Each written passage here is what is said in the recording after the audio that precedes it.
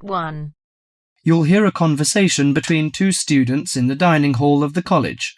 First, you have some time to read questions.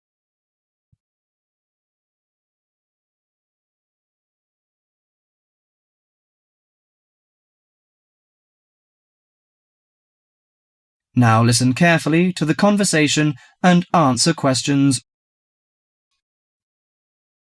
Hi Max, how are you? Hi Melanie, I'm fine. In fact, I'm preparing the coming holidays and I want to have a car tour with my friends. That sounds lovely. How is your preparation? Well, I haven't begun yet because I'm not quite sure how to rent a car and what the expense is like and something like this. Ha, you've run into the right person. I did the same last holiday and I can recommend it to you. I went to Avis Rent-A-Car Company, which is at 14A Dover Road, Oxford. Let me write it down. Is it DOVER? Yes, and the telephone number is 634-0963. But if you book for the first time, dial another number with extension. That is 634-0853, extension 54. Okay, thank you very much. I'll have a try.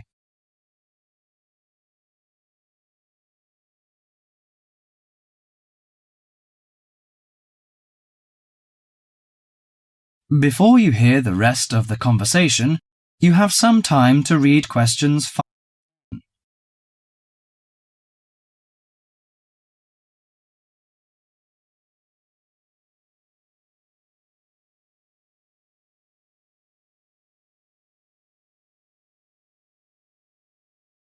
Now listen to the conversation between Max and the assistant. Good morning, Avis Rent-A-Car Company. How can I help you? Hi, I want to book a car for tour. I want to inquire some information about the grade of the cars and the prices. No problem. We offer a wide selection of rental cars to choose from luxury car to economy car, compact car, minivan, and pickup truck. Well, luxury car is obviously out of my price range, but compact or economy is not big enough. You know, we have 7 persons together. Well, how about a minivan? It's perfect for road trips and will make your journey feel like you're in a living room on wheels. I think that's good. Well, what does it feature? I mean, what facilities does it have? Unlike most minivans with manual transmission, the rental minivan cars have feature automatic transmission, air conditioning, and AM/FM stereo. If you drive a long, smooth way, you can use the cruise control, which will save you a lot of energy. Good. How much is the price? If you rent an intermediate one, it will cost you £55 each day. If it is standard, the cost is £45 per day. I think the standard is enough. Oh, we have a special 50% discount for weekends, from Friday to Sunday. But that doesn't apply to tax, recovery fees, and optional services. Well, what are the optional services? Well, they usually include some extra facilities, like first aid kit or something like that. I know. We plan to start off on Friday, so we have to prepare 1 day in advance.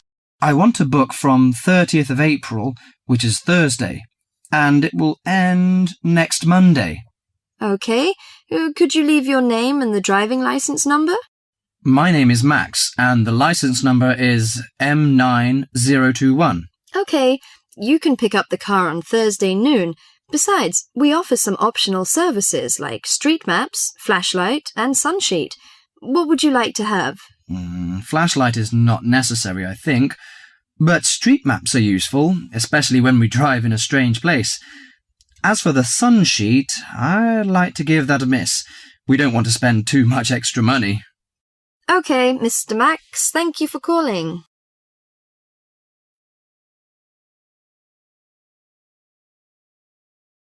That is the end of Part 1.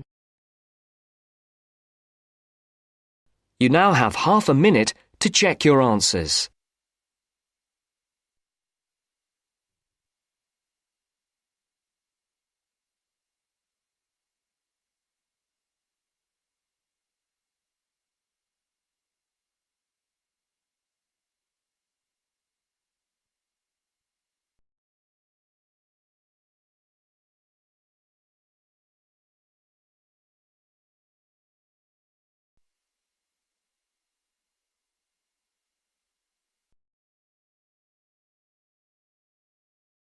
Now turns to Part 2.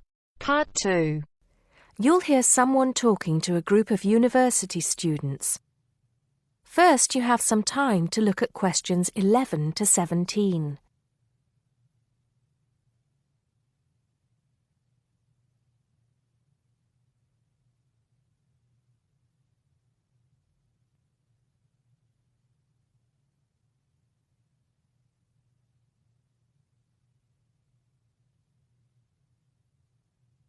Now listen carefully and answer questions 11 to 17. Good morning, everybody, and welcome to Upton University. I hope you are settling in and beginning to find your way around. I know how confusing it can be when you start life at university, and that's why we have Freshers Week to help you find your feet. Before I go any further, I should perhaps introduce myself. My name is Sally Jackson, and I am the Secretary of the Students' Union, which has organized this week of events for you. You will usually find me in the office on the first floor of this building when I'm not attending lectures. Anyway, down to business. Of course, there are a few things that you are obliged to get done during your first week here. But once you've opened a bank account, if you haven't got one already, seen your director of studies to discuss which courses you are going to take, and signed up with a doctor, there will be plenty of time left to enjoy the events we have arranged for the week. And have we got a lot lined up for you? Throughout the week from Monday to Friday, every morning starting at 10 a.m., there will be orientation and welfare events. These will include tours of the campus, which, as you have probably noticed, is the size of a small town with 9,000 residential students, as well as sessions on developing study skills. We also have tours of Upton itself arranged for you, with a bus leaving from outside this building every afternoon at 5 o'clock. There are a number of interesting things to do and see in and around Upton, so you can expect visits to the castle and museum as well as the popular Ghost Walk. You'll need to sign up for this one, as numbers are limited. Just put your name on the list on the notice board in the entrance lobby.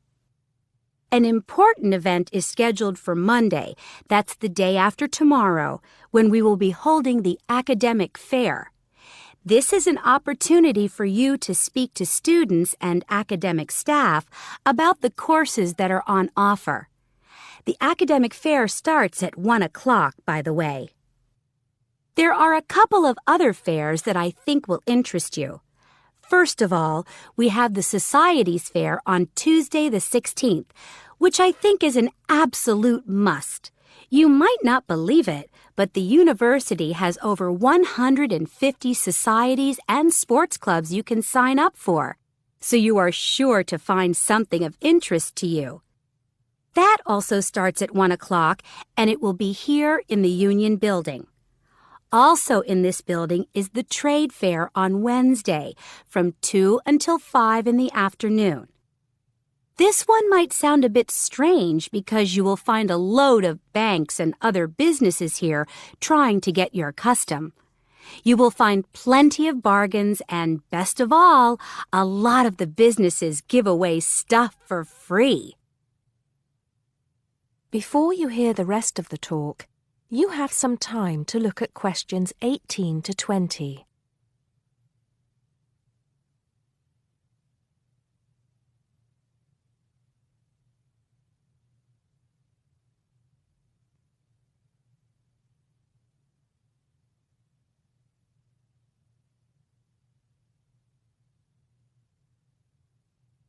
Now listen and answer questions 18 to 20.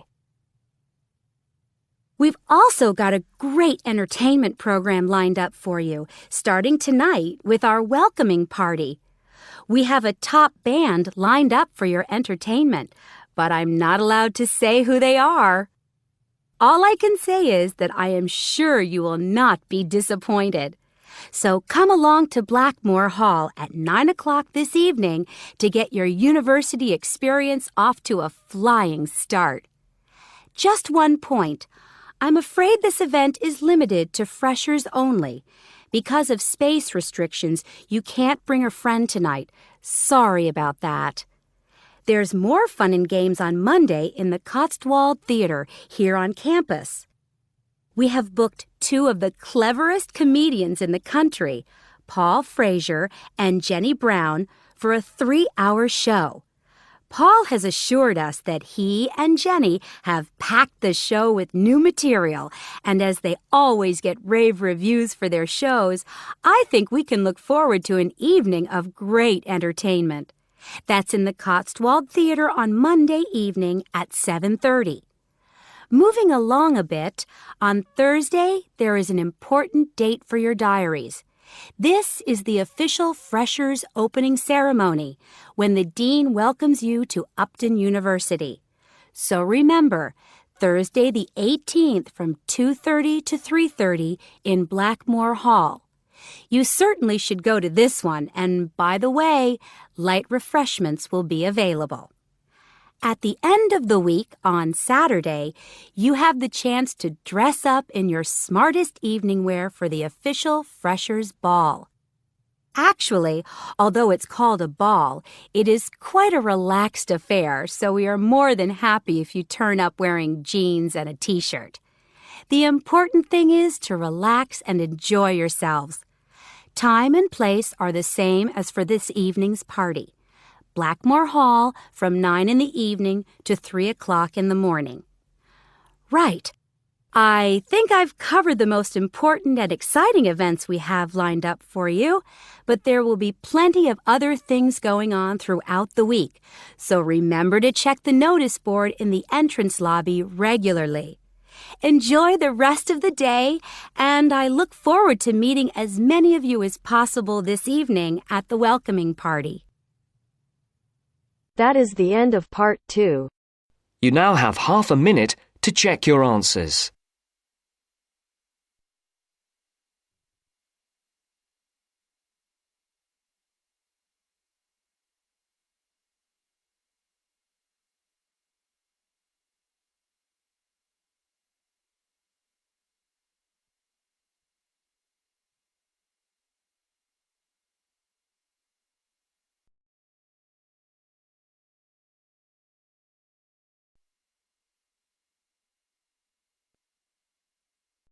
Now turns to part 3.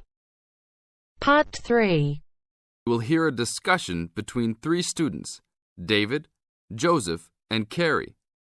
In the first part of the discussion, they will be talking about lounges in different school buildings on campus. First, look at questions 21 to 24.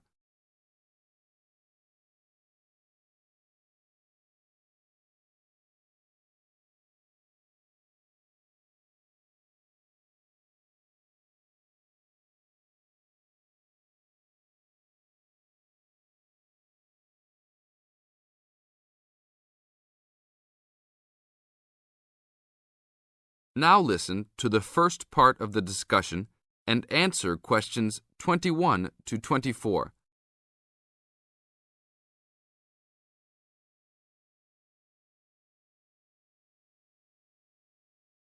Hey, Joseph. Long time no see. How's it going? Oh, hey, David. It's going fine.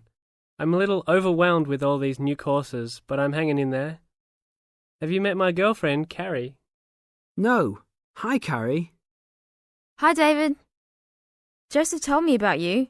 You two had quite the time last semester in European history, I hear. Yeah, we like to hang out after class. Now it's a little harder, though. Lounges aren't as good as they were back there in Wilson Hall. Yeah, they had chairs, couches, and tables to put your stuff on. And that lounge was full. There must have been 25 seats in there. Really? The lounge in Jones Hall, where I have my communications course, only has about 10 chairs. It's awful. We all just stand around or leave. I wish we could hang out more. Well, Agriculture Hall is next door. Their lounge is on the first floor, and it has couches. I think there are about 6 of them, and they're comfortable and hardly used at all. That's not a good idea. Thanks. But don't go to lounge at Skidmore Hall. I don't even know why they call it a lounge. It's just 4 chairs in the corner of the main walkway. In the second part of the discussion, David, Joseph, and Carrie continue talking about conducting a survey. Before you hear the rest of the talk, you have some time to look at questions 25 to 30.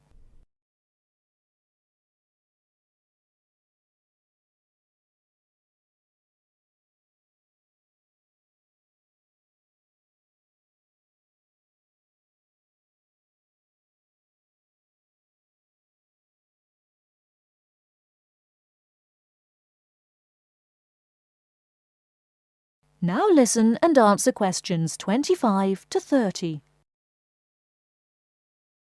Guys, we should really do something about those lounges. I mean, couldn't we gather signatures and try to get the university to improve some of the facilities? Yeah, that's a great idea. But we can't just say something random like, oh, you need to make the buildings nicer. We should come up with some kind of ranking system and have students rank buildings, how beautiful they are, how nice they are, etc. Well, if we were ranking on a scale of 1 to 3, you all know that I would rank Skidmore Hall a 1. Like I just said, that place is awful. No facilities. The bathrooms are way down in the basement. You're right. But they do have a nice balcony on the 3rd floor. That might increase its value. But you shouldn't rank the architecture. You should rank how nice the building is for students to hang out in. Oh, okay, then I agree with you. So should we do this? I think it's a great idea. But let's try it ourselves on a couple buildings so that we can work out any bugs in it. I think Wilson Hall is the best. Sure, but we've already begun. We will give a building 1 point if it has poor facilities, not enough chairs and no vending machines, that kind of thing. And give a building 2 points if it is okay or acceptable. We can rank buildings that we really like as having 3 points. So like Joseph said, I think Wilson Hall is the best. It should have 3 points for sure. And Skidmore has a 1. Now what other buildings should we rank? How about Merris Hall? No, they're not done with that one yet. But it looks like that will be a good place to hang out. How about Agriculture Hall? You said something about that hall a bit earlier. Oh yeah, they have that lounge with couches that no one uses. But that might indicate that people don't hang out there for other reasons. They don't have any drink machines. That's why I never go there. Oh, well, then I think it's an average building. Let's give it the middle ranking. I agree.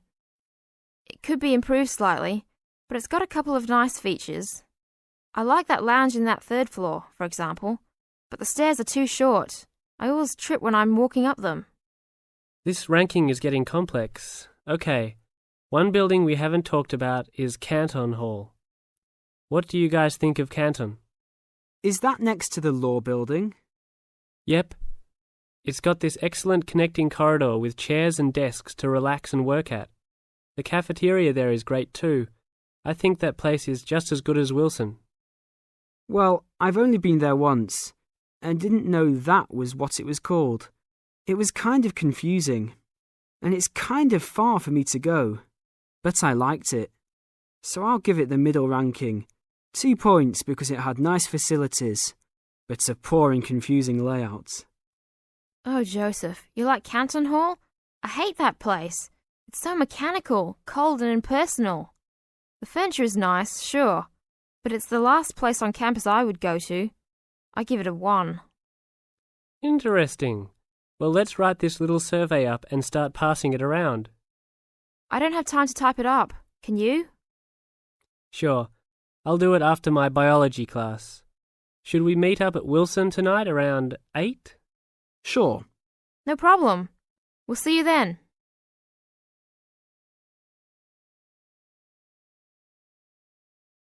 That is the end of part 3. You now have half a minute to check your answers.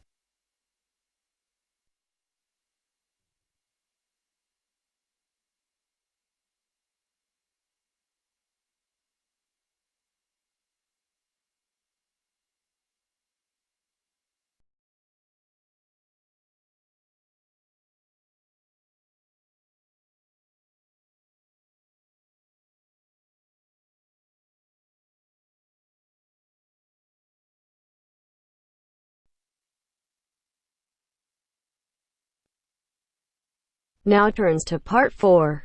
Part 4.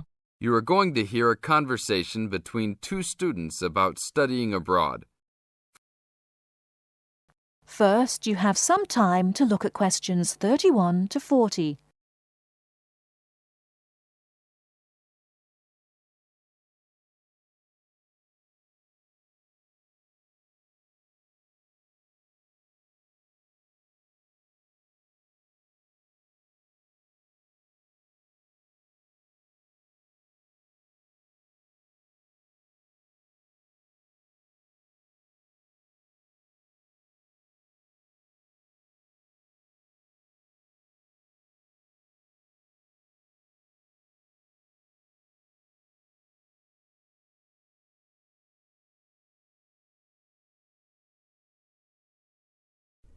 Now listen carefully and answer questions 31 to 40. Hey Mary, how's school going? Haven't seen you in a while. What have you been up to? John, good to see you again. I've been really busy the last couple of weeks. I'm applying to study abroad next year. Really? So am I. I think it will be a great experience to be able to study in another country. What country do you want to go to? At first I wanted to study in Africa, but my parents really don't want me to go there because they think it will be dangerous. So now I'm thinking about going to Spain, Italy or Japan. Actually, I think Africa would be a fascinating place. I would want to go there to visit. Maybe not to study, but definitely I would want to go visit. For next year, I want to go to either China or Germany to study. But my parents can't afford any European countries. So maybe... Why China or Germany? Well, I want to go to China because I think it's a really interesting country with a long history. Plus, it has been changing so much, and I think it is a great time to be there. I really want to improve my Chinese also, and I've been taking Mandarin courses the last 2 semesters. I would want to go to Germany because my mother is German, and I want to learn more about my cultural background. How about you? Why the countries you chose? Well, I want to go to a Spanish-speaking country. I took Spanish in high school, so I figure if I go to a Spanish-speaking country, I'll be better off knowing some of the language already. But I have already been to Mexico many times, and South American countries don't have classes for my major, except for Brazil, but they mostly speak Portuguese there. I would want to go to Italy because I want to do a study about ancient Roman civilization. It has always been a dream of mine to go and see Pompeii and the volcanic ruins. Plus, my family has Italian roots and I love Italian food. I want to go to Japan mainly because my girlfriend was born in Japan and always tells me all of these fascinating stories about Japanese history and culture. I am a big fan of sumo wrestling also, so I've always wanted to see a sumo match in person. I really love sushi and almost all Japanese food. Recently, I have started to watch some Japanese baseball too. But of course, these are all secondary reasons. My main reason is of course my girlfriend and understanding her culture. I don't speak any Japanese though, so that is my major drawback. I think it is much better to go to a country if you can speak the language. That's great. When do you have to decide by? I have to finish all my applications this week. I'm really stressed trying to finish everything, on top of all my schoolwork. I'm almost done with my applications. I just have to finish the Italy application. I think my last choice is Italy, so I'm doing that one last. How long do you want to go for? I think I'm only going to go abroad for 1 semester, or else I won't be able to graduate on time. I have many classes left until I can finish my degree, and I'm not sure if I will be able to take them studying out of the country. I think I might be able to study in Spain because my Spanish is fluent, but definitely not in Italy or Japan, unless they have classes offered in English. I want to go for a year. I've heard that it's better to go for a year because you get a full experience and get a better grasp on the language. But I understand that most people can't finish their degree in time. It was hard trying to decide which country I would rather go to, but I think my first choice is to go to China. I know Germany will be great also. Either way, I will be thrilled to have the opportunity to study there. What's your first choice? I really don't have one. Actually, I think I'm like you. Just being able to study in another country will be great. Either Japan or Spain will be awesome. Italy will be awesome too. But I've been there a bunch of times, so I think I prefer to go somewhere else. Sounds exciting. We'll have to go to class now. It was great talking to you again. See you around next time? Yeah, sure. See you around. Hope that everything goes well. That is the end of part 4. You now have half a minute to check your answers.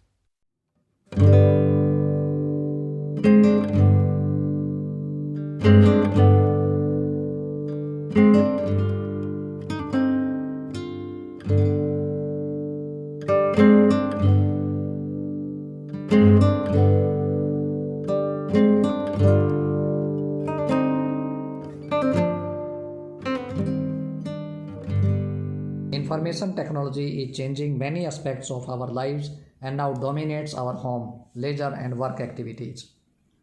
To what extent do the benefits of information technology outweigh the disadvantages? And whether advantages are many more as compared to disadvantages or disadvantages are many more as compared to advantages. So let's see. This is how I have written introduction. It is a worldwide consensus that the excellence of information technology has diversified every field of human lives, which not only benefits but also has risks. There is no doubt, it is worldwide consensus, they prove, they say, they are confident that excellence of information technology has diversified every field of human life. Diversified means diversification of human lives in every field, which not only benefits but also has risks. And it has not only benefits but it has certain risks as well, some threats as well. Even though there are criticism about the effectiveness of information technology, the advantages outweigh the disadvantages of this noble concept. Even though there are criticism about the effectiveness of information technology, although some people consider that information technology is not as effective as it has been said, the advantages outweigh the disadvantages of this noble concept. But I think there are so many advantages of using information technology, IT, as compared to its disadvantages.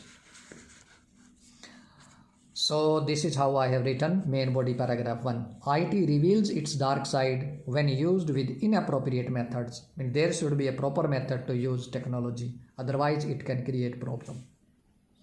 Online sources of intelligence can be time consuming and it can take a lot of time if people solely use it for leisure activities. If people use information technology for leisure activities, for free time activities, for spare activities, sometimes such usage can cause them to neglect the deadlines. Sometimes we can say such usage can cause them to neglect the deadline. To neglect means they ignore the deadline or the time they have given to do the task on time, which result in anything but working productivity. Okay. Furthermore, not all online resources can be trustworthy. There is another point that all online resources are not trustworthy. We cannot believe them. They are not trustworthy. We cannot trust them, it means. And people who let IT plays an integral role in their lives can receive unpleasant consequences. And people who are dependent on IT, information technology a lot, they have to face some unpleasant consequences or effects because of this choice. This can be exemplified through the fact that many people are used to utilizing technological devices even with extremely normal tasks. Yes, and this is example to prove that many people are used to utilizing People use technological devices for extremely normal tasks as well, which is not good thing. This is how I have written main body paragraph 2.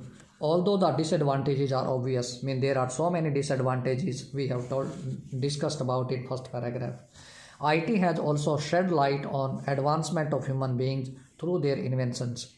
It has highlighted, information technology has highlighted and shown that we have made a lot of progress. Human beings have made a lot of progress. It is obvious to see a vacuum machine at your home. We can see vacuum machine at home also working properly after being programmed for only once. And if it is programmed only once, we can see working it properly. The updates of game consoles or online versions of interacting games also provide people with a variety of approaches to relax. There are so many games, online games or version of interacting games also, which provides a lot of opportunities to make them relax. They play these games and they feel relaxed. Furthermore, the work of people has also been automated with a high level of precision thanks to the support of IT. This is that thanks to the IT, information technology, support of information technology, with the help of information technology, that we have come forward to find a high level of precision. Exact what is going to happen, what is going to exact happen, we get to know about using technology.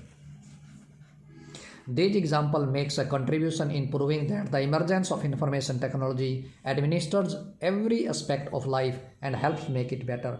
And there is no doubt there are so many advantages of information technology and it helps us make our life better. If it hadn't been for the improvement of access to information technology, if there was no information technology, if there was no improvement in the access of information technology to human being, the lives of mortal wouldn't have been this triumphant.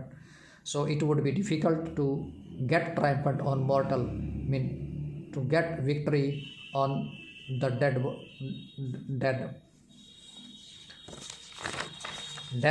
death. This is how I have written conclusion. To recapitulate, although IT, information technology, plays an integral part in our lives, yet there are disadvantages. The constructive side of IT takes a definite dominance. Although IT plays an integral part in our lives, yet there are disadvantages. There are advantages and disadvantages, but constructive side of IT takes a benefit dominance. There are so many advantages as compared to disadvantages. So this is how I have completed it, and this is the end of the video. But don't forget to subscribe our channel, like, comment and hit the bell icon to get notification of every new video. Bye bye. See you in my next lesson.